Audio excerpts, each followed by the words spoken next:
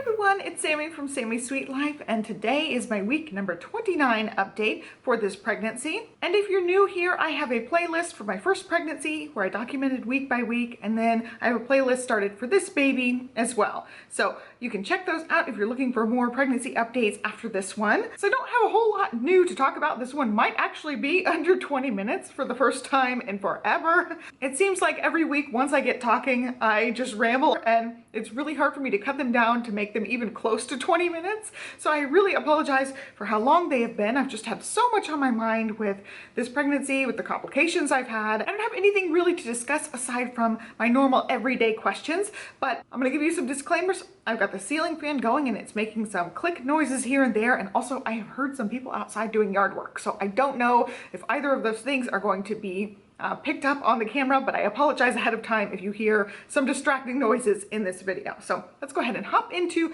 my list here. I cover the same questions every week. So it is week number 29 and baby is the size of a butternut squash. The only new symptom I've had this week is I have had trouble getting off of the ground. So Olivia and I will play things on the ground. I will sit on a pillow now. My lower back has been achy pretty much this whole pregnancy, but the larger I get, the more achy it is. And so I sit on a, really nice soft pillow, but I have had some major issues getting off the ground a couple of times. I can't just like push myself up in the normal way I would do it. I have to like get on all fours and try to get a foot under me, and I use the couch to like help myself up. So pretty soon I'm not gonna be able to do any floor things with her, but we do a lot of things. We do board games down there, we play Legos and the magnet tile block things and just lots of things. It's just, she's at that age where you play in the floor a lot. So I'm really trying to still play in the floor, although a lot of times by the end of the day, I tell her, mommy has to sit on the couch, and we play with her on the floor and me on the couch, but it's just been way more difficult these last few days. Also, I've told you guys that bending over has been pretty challenging for a while now, just because I have those lightheaded seeing stars spells. So I'm not doing a whole lot of bending over, but even the squatting now is getting to be really difficult for me to do. And I do have partial placenta previa. They don't want me squatting a whole lot because it does put pressure down there. So I've been really trying to not do a whole lot of bending or squatting or anything, but I still gotta play in the floor with my little girl as much as possible while I still can. So I'm still trying to do that as much as I can, but my body is just not happy with all these things. I've talked about, I've been taking it easy. I'm doing a lot more couch time where I'll watch her play Legos in the floor, and I will sit and talk with her, and she'll show me her things, or she'll bring me a couple of Legos for me to build. It's progressively getting to be more of that type of thing where I can't, be in the floor playing around a whole lot. Another thing that has been happening is I've been having a ton of the round ligament pains or stretching pains in my lower part of my belly. I've told you guys that part's been kind of achy and sore, and it's definitely achy and sore while I'm cooking dinner. I do have to like take breaks because I just get so achy in my lower back, and that lower part of my stomach just starts feeling kind of heavy. And I do have supportive underwear. I do have supportive shorts that can cover my belly too, so that does help some, but it's just kind of unavoidable at this stage in the game. But still no Braxton Hicks or false contractions or real contractions, none of that kind of thing going on thus far. And then lingering from the previous weeks, I've talked about, she's kicking me in the same spots, especially like on the right side. I still get those like nerve pains every once in a while where she gets me good. And then also the lower down area, I'm feeling lots more pressure down there as she's moving around. So I know it's just her stretching and kicking and all that stuff causing me those discomfort feelings. I'm still taking the heartburn meds, definitely cut back on the Tums usage. I feel like for the most part, the 2 times a day with the prescription med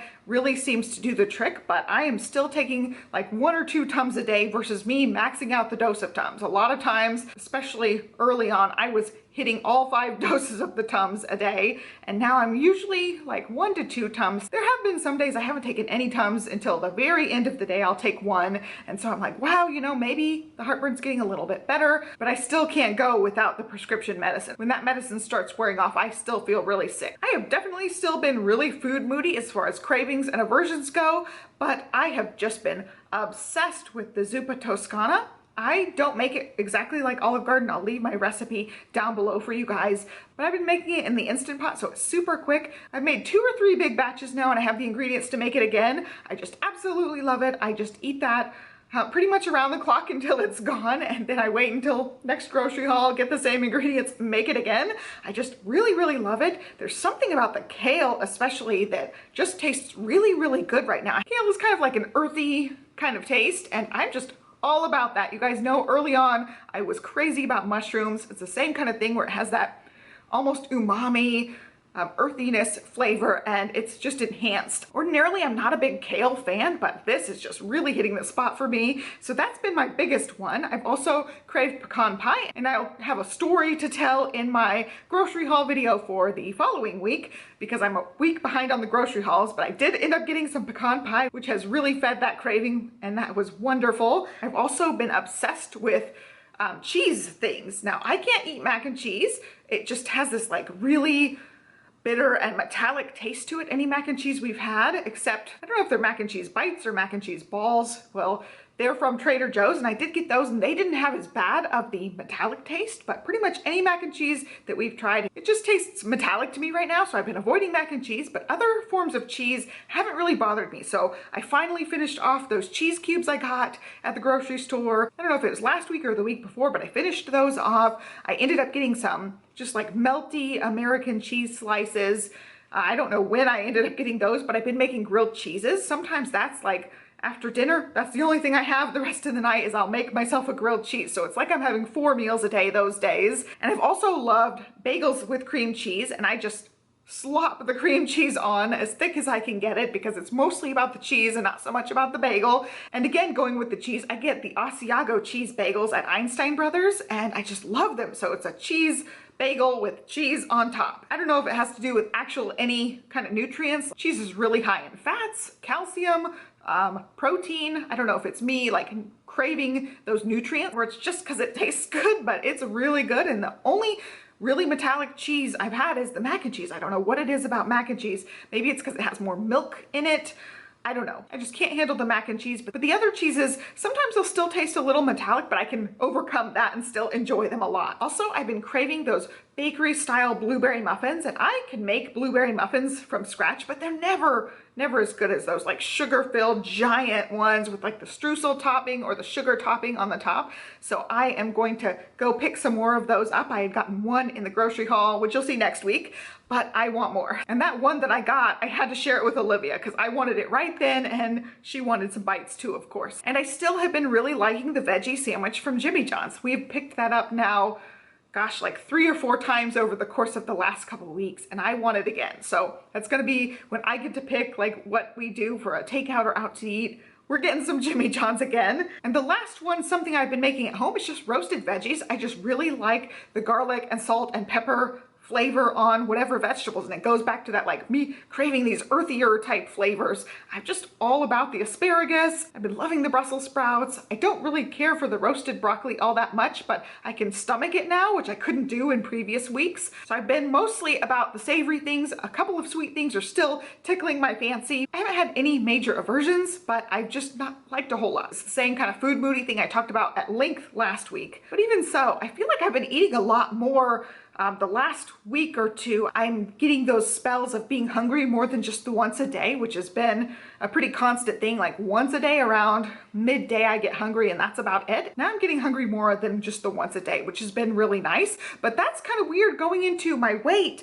I am still at 190, so I gained 0 pounds this week. My scale does things in 0.2 increments. So it was either like the exact same or up 0.2 because I don't keep track of that part. But that still puts me at 23 pounds overall. I'm looking down at my list. I've got my iPad in my lap. So if you see me look down, that's what I'm looking at. So I'm up 23 pounds, which is still good. I'm surprised because I feel like this week I ate the same, if not more than last week. So I kind of expected to be up at least a pound or 2, and I wasn't. So this is my theory for the weight. I weigh myself the same morning every week, and that happened to be after I had Taco Bell last week. So I had my glucose test, I had to fast, I was fasting for like 12 hours, and then I got Taco Bell and I gorged myself on Taco Bell, and then the morning after I weighed myself. So I'm wondering if it had to do with all the extra sodium, me gaining the 3 pounds. Maybe it was just all the sodium weight, and then I lost like a pound or so, and then this week I have gained the actual pound. So I don't know, I don't keep track of my weight like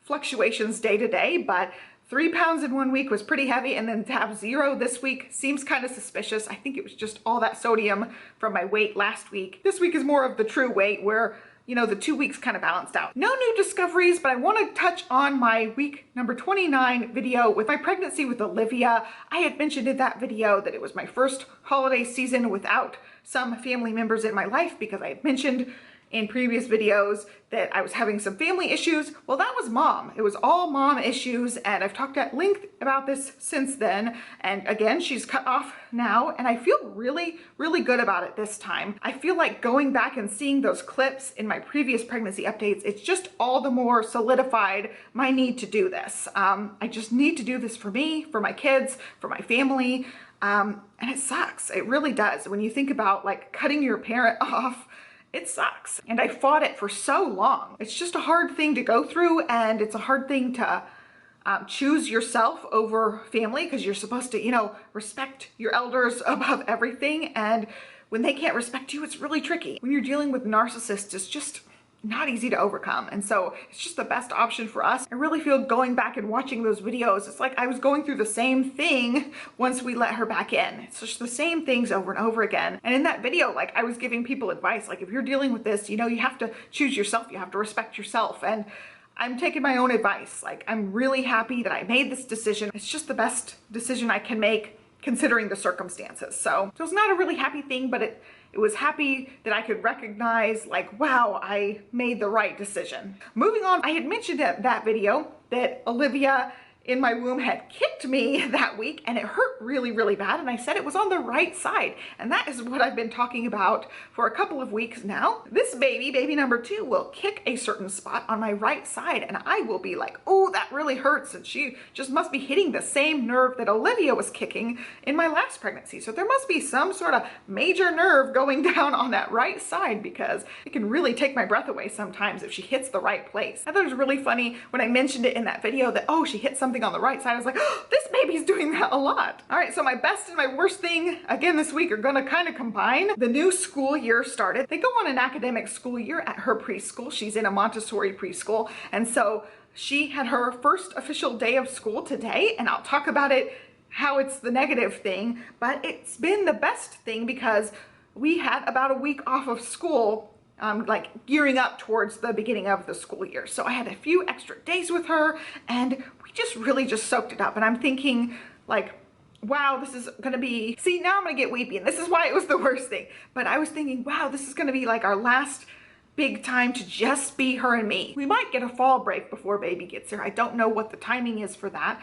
But pretty much, you know, baby's gonna be here during the winter holiday breaks, so it's gonna be a totally different thing. So we really tried to make the most of the last few days together before her school year started, and I'm getting super weepy, and I'm not going to ugly cry. I've already done that once today. So yeah, she started her preschool actually today, and it's the same school she's been going to, and she is going later in the day. And it's the worst thing because I ugly cried majorly. I was like, ugly cry, snot going everywhere, getting the tissues. It was actually weird because I thought she was going to start going later and have to bring her lunch next week. And her teacher grabbed me at the door and said, did you bring her lunch? I forgot to remind you about, you know, her starting later this week. And I was like, oh, I really thought it was gonna be next week because, you know, school adjustment. And then I thought we would adjust to going later, but she wants her to just do it today. So I was really thinking I had an extra week of her, you know, just going a couple hours in the morning and not basically a full school day. And I like held it together all the way home. I was like almost in tears, basically the whole way home. So I talked with the teacher for just a few seconds, and she knows that we live kind of far out from the school now that we moved to a different area of town. I told her like, we'll start tomorrow. And then I was like, the whole way home, I was like, no, she's gotta have her lunch so she can stay with her friends and, you know, get down the routine with everybody else. And so I was like going back and forth between going back all the way and dropping off her lunch or just, you know, starting her tomorrow. Johnny was still getting ready to leave when I got home, and I asked him, and he's like, I'll go drop it off. Like, he's like adamant that she needs her lunch today, and just so she can be with all the other kids and stay the same amount of time as them. Since it's the new school year, he wanted her to, you know, start off exactly like everyone else. And that was my thought too. I just didn't want to have to go drive there and back. It was a lot. When he's like, no, I'll drop it off, I just lost it. I was like, my baby's staying all day long, basically. It's basically a full school day. And I just, you know, I did the ugly cry. I completely lost it. He was there, thankfully, to like try to calm me down. But it was definitely my biggest, ugliest, ugly cry this pregnancy. I completely lost it, had to redo my makeup, and I was like packing her lunch, crying the whole time, packing it, and just sobbing, like sobbing uncontrollably. And it's partially hormones, but it's also partially like, my baby's growing up and I'm not gonna cry. I'm gonna hold it together, but I thought I had one more week and I don't. So I'm really, really glad that he took the lunch, and you know, she's gonna be a big girl right with the other big girls in the class. I don't know, I wasn't ready. I thought I had more days, and reality hits you hard, bro. So I'm kind of tearing up now, so I'm gonna calm myself down a second. But I'm just so proud of her. She's so looking forward to this. She's been ready. It's just me being super emotional, and she's my little baby. And you know, when she's only going, you know, a couple hours in the morning, it doesn't feel like a big deal. But now it's like all day. This has nothing to do with pregnancy aside from like my pregnancy hormones, but it's basically like she's in kindergarten now because she's doing all the things with some of the kindergartners. It is a mixed age in the Montessori program, so she's really, you know, following her own lead, and she's been doing subtraction like the last month or so. And so it's just crazy how much she's learning and how much she's doing in there. And I feel like she's just learning by leaps and bounds at this point. Her teacher's been kind of coaching her for this for a while, so she knows, you know, she's going in the classroom that doesn't nap, that she has to do her challenging work. That's what they call any kind of learning-based activities or art or anything. Everything is work in the Montessori style thing. So she knows she has to do her challenging work, and it just blows my mind, like the things that they're working on. Like for instance, we were watching My Little Pony, and there's a pony called Nightmare Moon, and she just spells how to spell moon. Like, we didn't see it written anywhere. She's seen it in books or whatever, but she sounded it out and told me how to spell the word moon while we were sitting there watching TV. And I was like, where did that come from? So it's been a great program, a great school for her. I cannot recommend Montessori style enough if you guys are interested in preschools and things. It's just a great, great way for them to really just take off with whatever they're interested in. I gotta change the subject now. So back to my list now. On the agenda this week, I am going to have to find something to do because now I have extra hours in the day and I plan on doing some filming. I have like video ideas, and as much as I can get through, I will try to get through for you guys. Definitely try to stick to like somewhere between 3 and 5 videos a week. I think I've been pretty good lately about doing 3 to 5. So it just really depends on how much I can get done, but now I feel like I can get ahead on videos a little bit better. There was like 1 week recently where I was actually ahead, and most of the time I'm like maybe 1 day ahead on my videos. So I really like being more ahead than that. I'm just kind of like that. I like planning things out and having things done ahead of time for you guys. But this pregnancy, it totally hasn't happened. And then at the end of the week, I have my ultrasound at the fetal maternal medicine place. They're the ones that have been keeping track of my placenta previa, and so we're gonna measure and see if it's moved, and hopefully I will be in the clear after that. So I'm really, you know, crossing my fingers that the placenta is out of the way, and I will update you guys next week on that. I'm trying to film this a little bit early for you guys, so I have the videos scheduled like I said. So I will let you guys know about that progress next week. And that's it. If you guys have questions for me for next week, leave them down below. I'm going to show you guys my bump. And again, the camera's running hot because I talked too long. All right, here it is. 29-week belly here. And if you see the line there, that is my supportive underwear. It's just helping keep that bump up. There it is. And so this is the pink blush dress that's very tight, and hopefully you guys can see my belly button is not quite flat yet, but it is getting really close to being flat. So my camera did actually end up turning off because it got too hot. So my belly button, I don't think ever really like popped out last time, but it did get really like flat against my stomach to where it looked like I barely had a belly button. So that's definitely happening. You can see the big spot where it's supposed to be. But I just love these dresses because it has been in the hundreds pretty consistently lately. So it's just really nice to just have something that doesn't feel like I'm wearing a whole lot of clothes, so I don't sweat as badly in these ones. I think that is it. Leave your questions down below if you have any. Check out the playlists if you want. They're in the description box. Please be sure to give me a thumbs up and subscribe, and I'll catch you next time. Thanks for watching. Bye.